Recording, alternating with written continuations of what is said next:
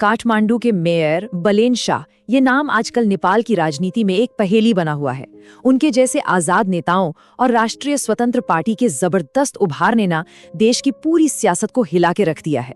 अब भारत के लिए बलेन शाह को समझना बहुत जरूरी हो गया है, क्योंकि उनका बढ़ता हुआ असर सिर्फ नेपाल पर ही नहीं बल्कि इस पूरे रीजन के समीकरणों पर एक बड़े बदलाव का साफ साफ इशारा कर रहा है।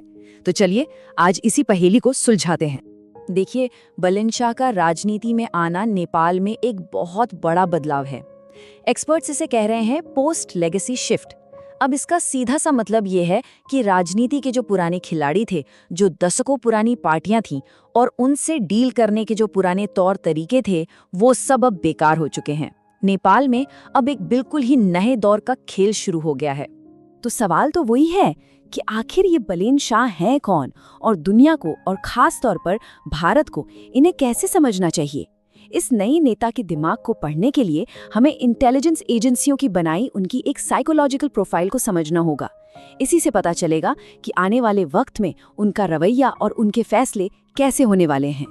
काठमांडू के मेयर के तौर पर बलेन शाह की जबरदस्त जीत और साथ ही राष्ट्रीय स्वतंत्र पार्टी का नेशनल पॉलिटिक्स में आना, इन दोनों चीजों ने मिलकर नेपाल में एक तरह का सियासी भूकंप ला दिया है। ये भारत जैसे देशों के लिए एक बिल्कुल नई चुनौती है, जो अब तक नेपाली कांग्रेस या कम्युनिस्ट पार्टीज जैसी पुरानी सेट पार्टियों के साथ काम करने के आदी थे। अब इनसे निपटने के लिए एक बिल्कुल नए गेम प्लान की जरूरत पड़ने वाली है।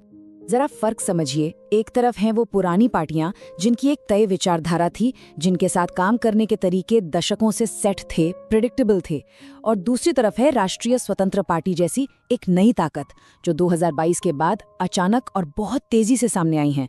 इनकी कोई साफ विचारधारा नहीं है और इनका काम करने का तरीका भी बिल्कुल अप्रत्याशित, मतलब अनप्रेडिक्टेबल है। तो ठीक है, अब इस शख्सियत को थोड़ा और गहराई से समझते हैं। देखते हैं कि इंटेलिजेंस प्रोफाइल इनके बारे में क्या राज खोलती है। सबसे पहली और सबसे बड़ी बात, इंटेलिजेंस का मानना है कि बलेन शाह किसी एक विचारधारा मतलब आइडियोलॉजी से बंधे हुए नेता नहीं हैं। उन्होंने अपने पूरे कैंपेन में यही कहा कि हम किसी विचारधारा के नहीं, हम तो सीधे लोगों के साथ हैं। अब ये नेपाल के लिए एक बहुत बड़ा बदलाव है, जहां की राजनीति हमेशा से विचारधारा के ही आसपास घूमती रही है। दूसरा अहम पॉइंट, वो एक पक्के पॉपुलिस्ट यानी लोक लुभावन नेता हैं। उनके लिए जनता की राय, जनता की सोच ही सब कुछ है। जब तक लोग उनके फैसलों को सही मानते हैं, तब तक उनकी ताकत बनी रहती है। इसलिए वो हमेशा इस बात पर ध्यान देंगे कि लोगों के बीच उनकी इमेज कैसी बन रही है। और अब आता है वो पॉइंट जो उन्हें समझने की सबसे जरूरी चाबी है। वो एक हाई सिंबोलिज्म लीडर है। इसका मतलब बहुत सीधा है। वो कोई भी फैसला लेने से पहले ये नहीं सोचेंगे कि देश पर उसका क्या असर होगा, बल्कि वो ये सोचेंगे कि उस फैसले से उनकी छवि पर क्या असर पड़ेगा। मतलब उनके लिए अपनी पर्सनल इमेज सबसे ऊपर है, सबसे पहले है। कई बार वो कोई लॉजिकल फैसला सिर्फ इसलिए नहीं लेंगे क्योंकि उससे उनकी इमेज खराब हो सकती है, और एक बिल्कुल अतार्किक फैसला सिर्फ इसलिए ले लेंगे क्योंकि उससे उनकी इमेज चमक सकती है। काठमांडू के मेयर और उससे पहले म्यूजिक इंडस्ट्री में भी उनका यही पैटर्न देखने को मिला है। तो ठीक है, ये तो हुई उनकी पर्सनालिटी की बात, लेकिन इसका उनकी राजनीतिक चालों पर क्या असर पड़ेगा? चलिए देखते हैं कि राष्ट्रीय मंच पर वो कौन सा खेल खेल सकते हैं।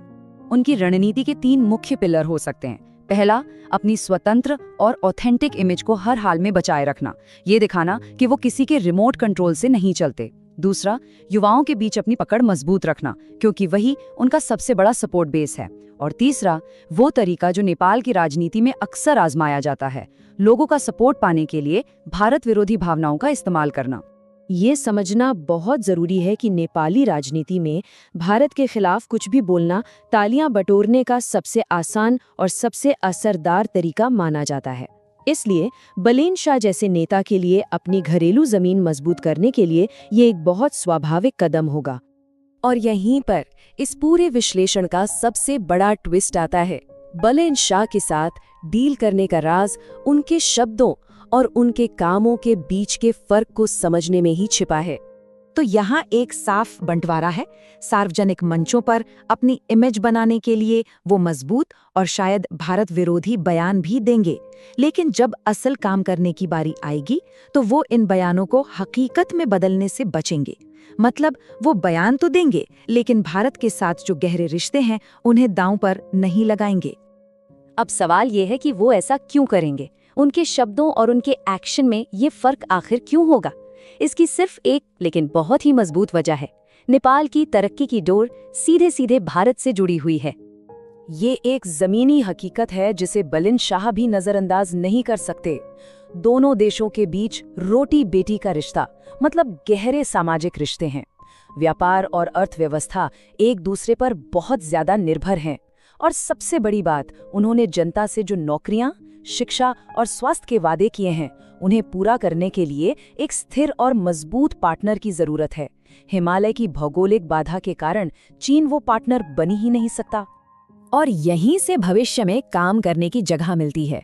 उनके तीखे बयानों और उनके असल काम के बीच जो ये खाली जगह है ना, एक्सपर्ट्स उसे कहते हैं ट्रांजैक्शनल स्पेस, यानी लेन देन की गुंजाइश।